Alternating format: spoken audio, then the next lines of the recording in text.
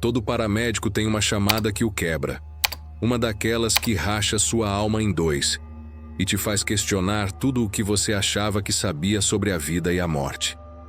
A maioria dos meus colegas fala de acidentes horríveis, de múltiplas vítimas, tragédias que a gente vê no jornal. A minha não. A minha chamada foi diferente. Foi um chamado que, oficialmente, nunca aconteceu. Mas antes de contar sobre aquela noite, preciso voltar algumas semanas. Preciso falar sobre o prólogo, o evento que, na época, pareceu apenas mais uma noite bizarra numa cidade cheia delas, mas que hoje eu entendo como o primeiro toque do sino, o primeiro acorde daquela melodia maldita. Era um chamado para um distúrbio psicológico, em um prédio de apartamentos no centro, um lugar que eu conhecia bem. O tipo de chamado que a gente atende no piloto automático. Mas não havia nada de automático naquela noite. O apartamento era no 7º andar. Quando chegamos, a porta estava destrancada.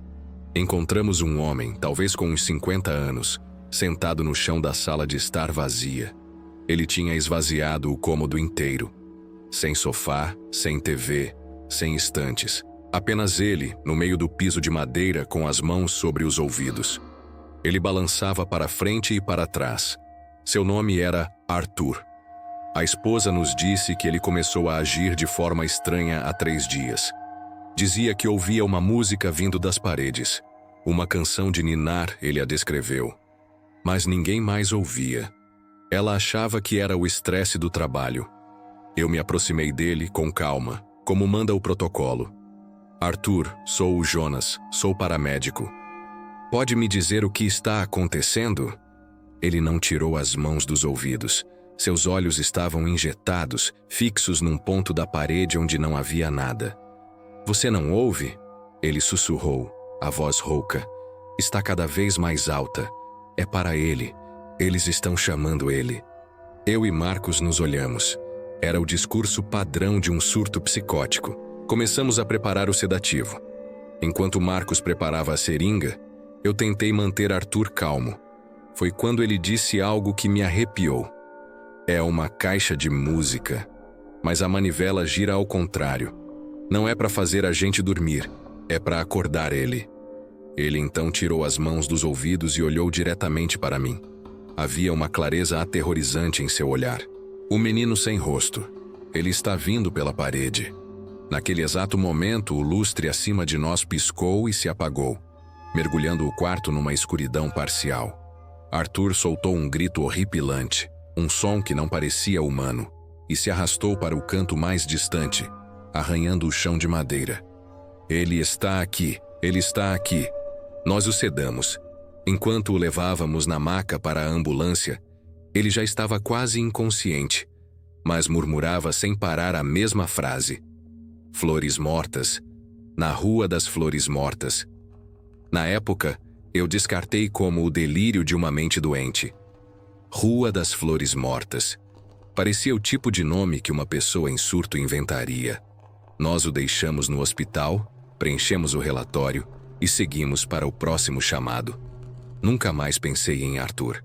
Pelo menos não conscientemente. Mas aquela frase ficou enterrada em algum lugar da minha mente, como uma semente podre, esperando a chuva certa para brotar. Eu não sabia, mas já estava infectado. Aquele chamado foi o primeiro teste, a primeira sondagem da escuridão para ver se eu estava sintonizado, para ver se eu era capaz de ouvir a música que tocava por baixo do ruído do mundo. Aparentemente eu era, e a chuva certa veio semanas depois. Uma noite de terça-feira, final de outubro, fria, com aquela chuva fina e persistente que parece que entra nos ossos. Eu e meu parceiro, o Marcos, estávamos no final de um turno de 24 horas, exaustos. A gente só pensava em café quente e cama. O rádio ficou quieto a noite toda, o que, para nós, é sempre um mau presságio. O silêncio antes da tempestade. E a tempestade veio pontualmente às 3h33 da manhã. A voz no rádio era estranha, não era a nossa central. Era distorcida, cheia de estática, quase um sussurro eletrônico. O endereço também não fazia sentido. Rua das Flores Mortas, número 0. Não existe essa rua na cidade. Nunca existiu. E foi ali, com o nome da rua sussurrado pelo rádio, que a semente de Arthur brotou em meu peito gelada. Marcos, sempre o cético, achou que era um trote, uma brincadeira de mau gosto de algum garoto. Mas algo na voz, na urgência desesperada por trás da estática, me gelou o sangue. Contra o protocolo, contra o bom senso, eu coloquei o endereço no GPS. E, para meu espanto, ele traçou uma rota. Uma rota que nos levava para fora do perímetro urbano, para uma área industrial abandonada, perto da antiga pedreira. Um lugar onde ninguém ia há décadas. Marcos me olhou, os olhos arregalados. Você não tá pensando em ir, tá, Jonas? Depois daquele maluco do centro? Mas eu já tinha engatado a marcha. Era como se uma força invisível estivesse me puxando para aquele lugar. A viagem parecia durar uma eternidade. As luzes da cidade sumiram no retrovisor e fomos engolidos por uma escuridão total, quebrada apenas pelos nossos faróis e pelos relâmpagos que cortavam o céu. O asfalto deu lugar a uma estrada de terra esburacada e a ambulância balançava como um navio em alto mar. O GPS dizia: "Você chegou ao seu destino." Mas não havia nada. Apenas mato alto e o esqueleto de um galpão enferrujado. Desligamos a sirene. O silêncio era ensurdecedor, quebrado apenas pela chuva e pelo zumbido do motor. Foi então que eu vi. Escondida atrás de uma cortina de trepadeiras quase camuflada pela noite, havia uma casa. E meu coração parou. Não apenas pelo susto de vê-la ali, mas por uma sensação avassaladora de familiaridade. Um déjà vu tão forte que me deixou tonto. Eu conhecia aquele lugar. Não por ter estado ali antes, mas de um lugar muito mais profundo. As histórias do meu avô. Ele trabalhava na pedreira quando era jovem, nos anos 50. Nas noites de insônia da minha infância, ele me contava sobre a Casa da Colina Tortuosa, como os trabalhadores a chamavam.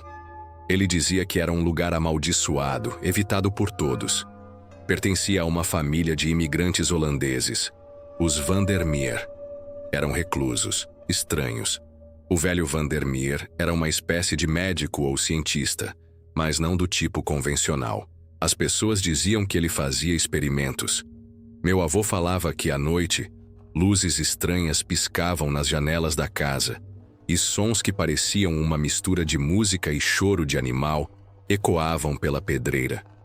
A esposa dele era vista raramente, sempre vestida de preto, e os filhos? Os filhos eram o mais estranho de tudo. Eram 3, meu avô dizia, mas ninguém nunca ouviu a voz deles. Crianças silenciosas. Ele as descrevia como bonecos de porcelana com olhos velhos demais. Eles não brincavam, não corriam. Apenas ficavam na varanda, em fila, observando os trabalhadores na pedreira com uma intensidade desconcertante. A lenda local dizia que os Van der Meer não estavam tentando curar doenças, mas sim tentando abrir uma porta. Que eles acreditavam que o corpo humano era uma antena e que, com a frequência certa, poderiam se comunicar com algo do outro lado. Meu avô dizia que tudo acabou numa noite de tempestade, muito parecida com esta, quando um incêndio consumiu a casa. Oficialmente foi um acidente, um raio. Mas os trabalhadores diziam outra coisa. Diziam que as luzes e os sons naquela noite foram os mais intensos de todos, e que o fogo não era laranja, mas de uma cor violeta doentia. Ninguém da família foi encontrado nos escombros. Simplesmente desapareceram. A terra os engoliu, ou a porta que eles tanto procuravam finalmente se abriu e os levou.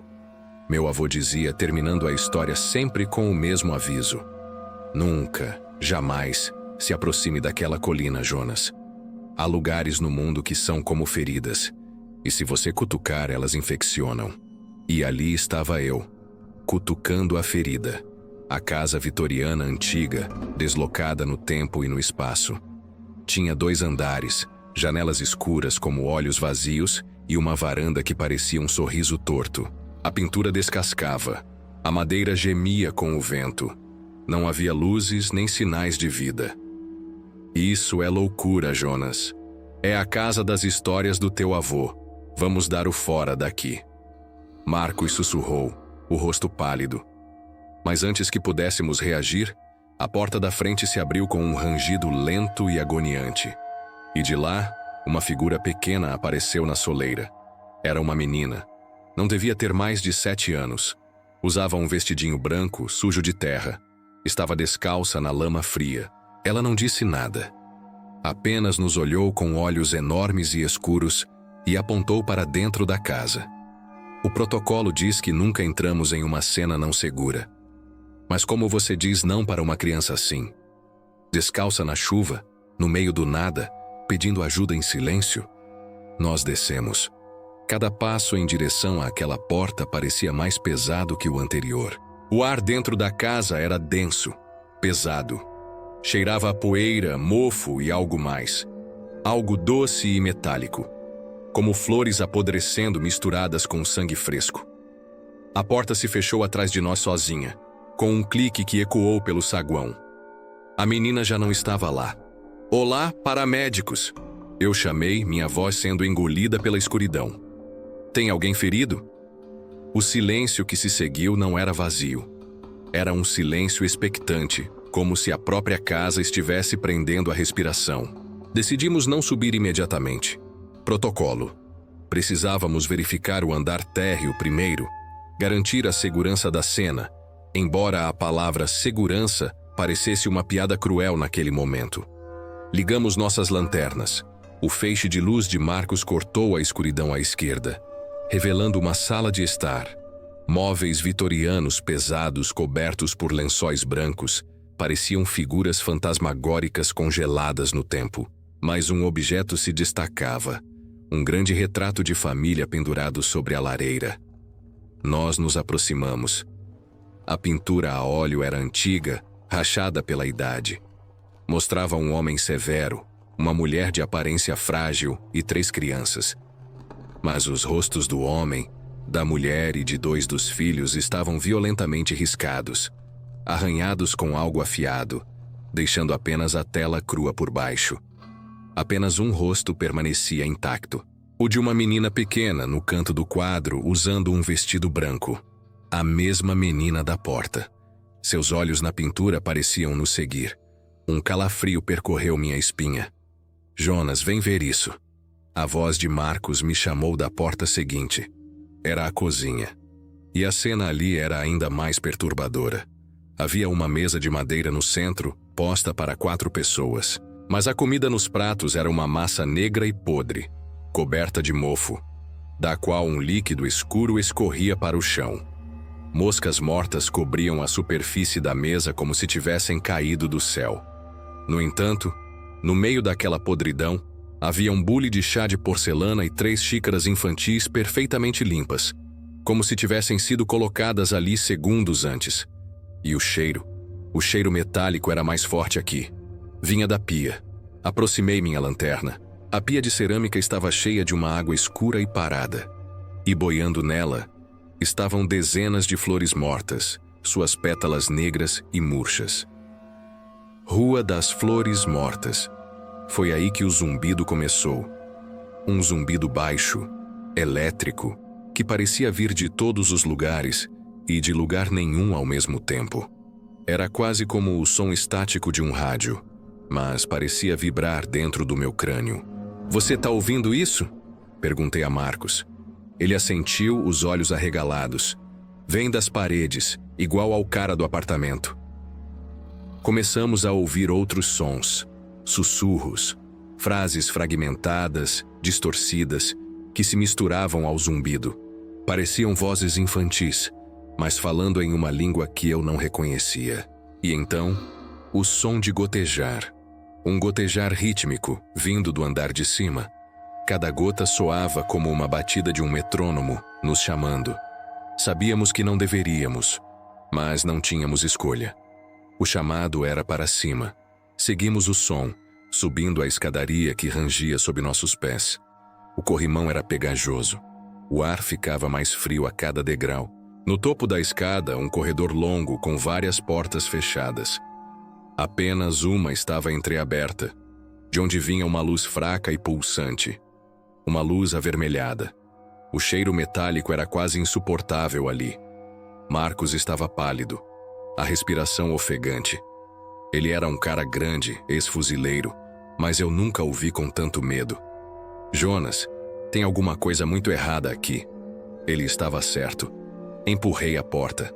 O quarto era um quarto de criança, mas tudo estava errado.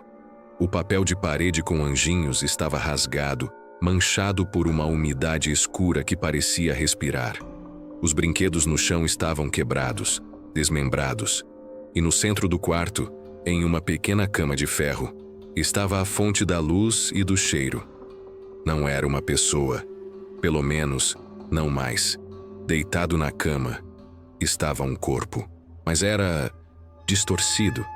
Os membros eram longos demais, as articulações dobradas em ângulos impossíveis. A pele era pálida, quase translúcida, e por baixo dela, veias negras pulsavam com aquela luz avermelhada. Não tinha rosto. Onde deveriam estar os olhos, o nariz e a boca, havia apenas uma superfície lisa de pele, como um manequim inacabado. E no peito, cravado fundo na carne, havia um objeto estranho. Parecia uma caixa de música antiga, de madeira escura, com entalhes que não se pareciam com nada que eu já tivesse visto. Era dessa caixa que vinha a luz pulsante e um som baixo, uma melodia dissonante e infantil que arranhava os ouvidos. Marcos vomitou no canto do quarto. Eu, por algum reflexo estúpido do meu treinamento, me aproximei. Eu tinha que checar os sinais vitais. Tinha que fazer alguma coisa. Estendi a mão para tocar o pescoço daquela coisa. E no momento em que minha luva tocou aquela pele fria, a melodia da caixa de música parou. O silêncio total caiu sobre o quarto. A luz se apagou. E então, a cabeça lisa da criatura virou-se lentamente na minha direção.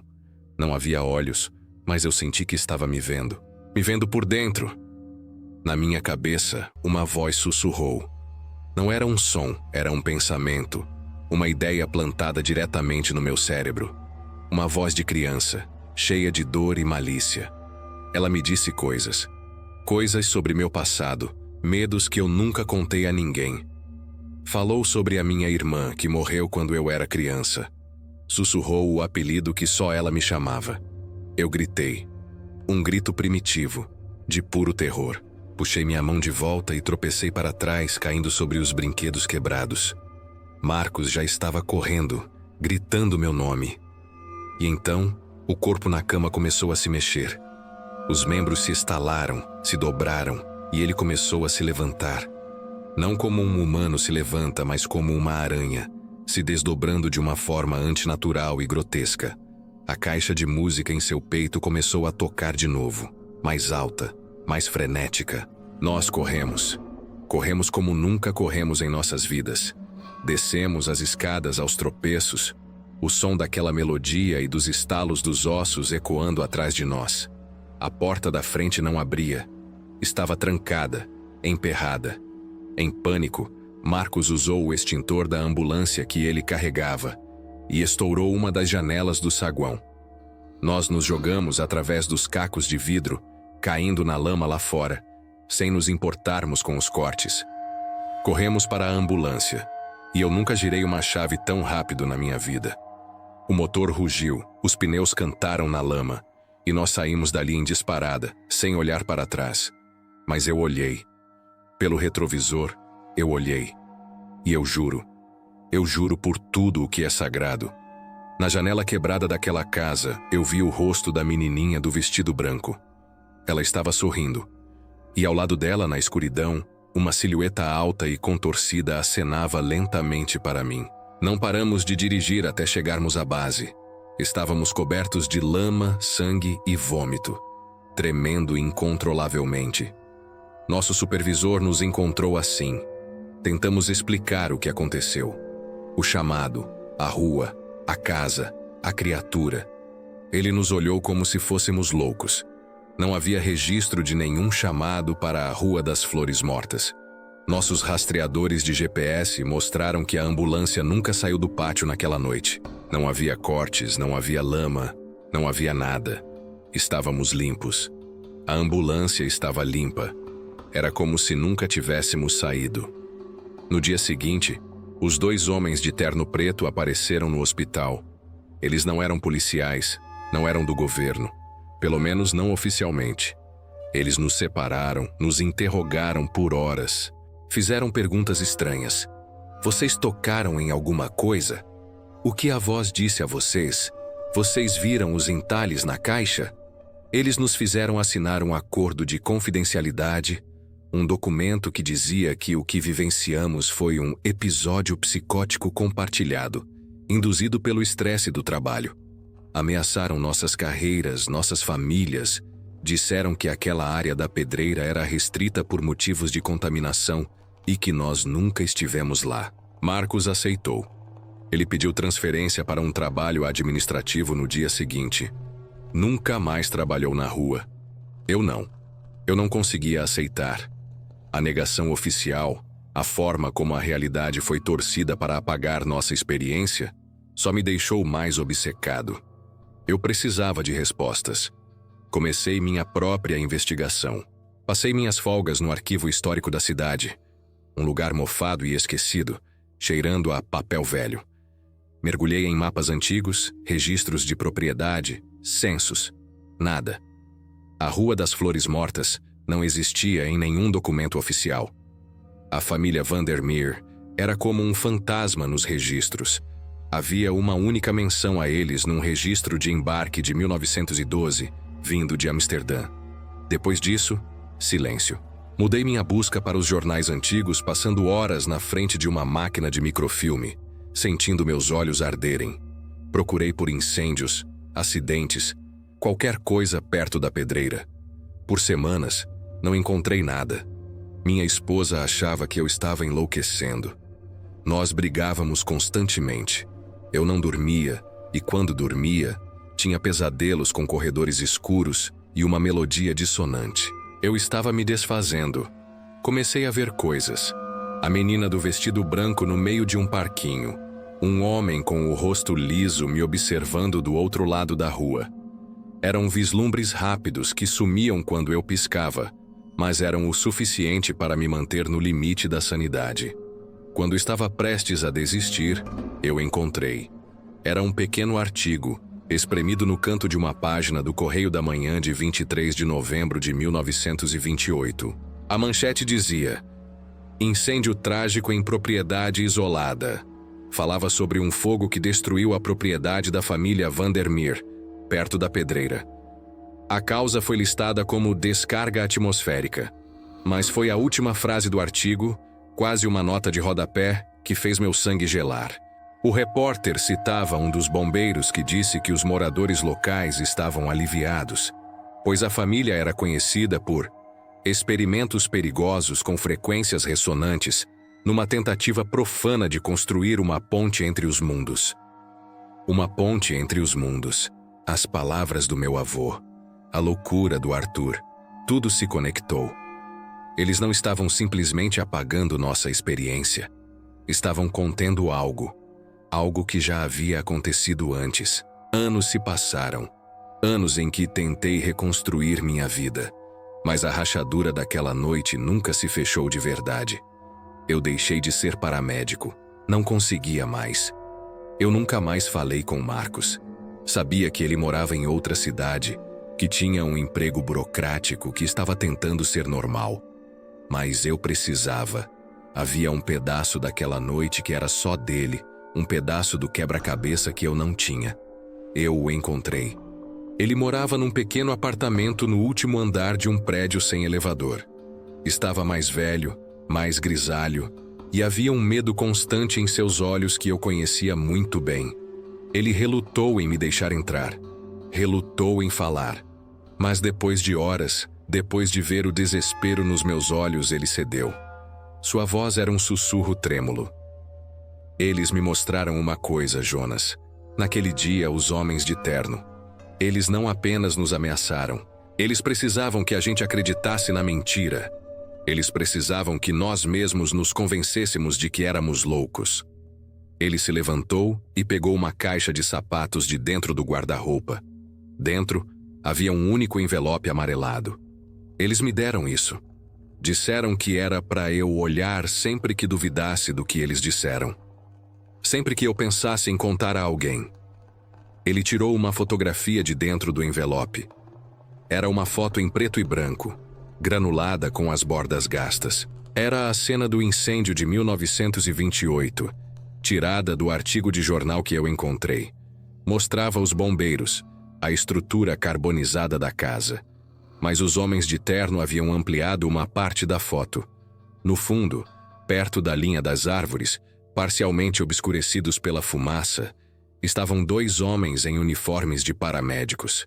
Um deles estava ajoelhado, o outro de pé, olhando para a casa. Éramos nós, exatamente como estávamos naquela noite. Nossas posturas, nossos uniformes. Era inconfundível. O que é isso? Gaguejei, sentindo o chão sumir sob meus pés. Eles chamaram de eco temporal, Marcos sussurrou. Disseram que o que os Vandermeer fizeram naquela casa criou uma ferida no tempo. Uma cicatriz que de vez em quando sangra. O evento se repete. A casa reaparece, o chamado é feito. E alguém sempre atende. Nós não fomos os primeiros, Jonas. E não seremos os últimos. Ele me contou que a voz na cabeça dele também disse coisas. Segredos dele. E ofereceu um acordo. Ficar quieto, esquecer, e a música o deixaria em paz. Eles me disseram que a coisa na cama se alimenta da nossa atenção, da nossa crença, e que a caixa de música é a âncora dela neste mundo. Enquanto ela estiver quieta, a porta fica fechada. Por isso eu fugi, Jonas. Eu aceitei o acordo. Eu escolhi esquecer. Você não. Você continuou cutucando a ferida. Eu saí do apartamento de Marcos sentindo como se o mundo inteiro fosse feito de vidro fino, prestes a estilhaçar. A revelação dele não me trouxe paz. Pelo contrário, ela me acorrentou àquele evento de uma forma que eu nunca imaginei ser possível. Eu não era mais uma vítima aleatória de um evento sobrenatural. Eu era um personagem numa peça que estava sendo encenada de novo e de novo, através das décadas. A ferida no tempo. O eco. Quantos outros paramédicos, policiais ou curiosos haviam sido puxados para dentro daquela casa, apenas para terem suas mentes e vidas apagadas pelos guardiões daquele segredo terrível? Carl Jung uma vez escreveu: ninguém se torna iluminado por imaginar figuras de luz, mas sim por tornar a escuridão consciente. Eu passei anos tentando entender essa frase. Acho que naquela noite, eu não tornei a escuridão consciente. Eu olhei para ela, e ela olhou de volta para mim, e plantou um pedaço dela dentro da minha alma. A confissão de Marcos me fez entender. Eu não continuei cutucando a ferida nunca me largou. Eu não aceitei o acordo. Eu me recusei a esquecer e por isso, eu continuei sintonizado na frequência dela. E a escuridão não gosta de ser ignorada. E a pior parte, o verdadeiro motivo pelo qual estou contando isso agora, é a caixa de música. Alguns meses depois daquela noite, um pacote anônimo chegou na minha porta. Sem remetente, sem endereço de retorno. Dentro, embrulhada em um pano velho e sujo, estava ela. A pequena caixa de madeira escura. Ela não toca, não abre, mas às vezes, ela fica quente e pulsa, como um coração. Eu não sei o que é isso. Não sei o que a coisa naquele quarto queria, mas depois de falar com Marcos, eu entendi. Não foi um presente, foi uma transferência. Ele aceitou o acordo e se desconectou. Eu me recusei e a âncora passou para mim. Eu sou o guardião da caixa agora. Sinto que, mais cedo ou mais tarde, ela virá buscar o que é dela. O chamado nunca terminou. Eu ainda estou nele. Você acredita que isso realmente aconteceu? Já sentiu um medo tão profundo que mudou quem você era? Se esta história te tocou de alguma forma, é porque ela precisava chegar até você. O medo nos conecta. Se inscreva no canal, mas só se tiver coragem de ouvir o que a escuridão tem a dizer.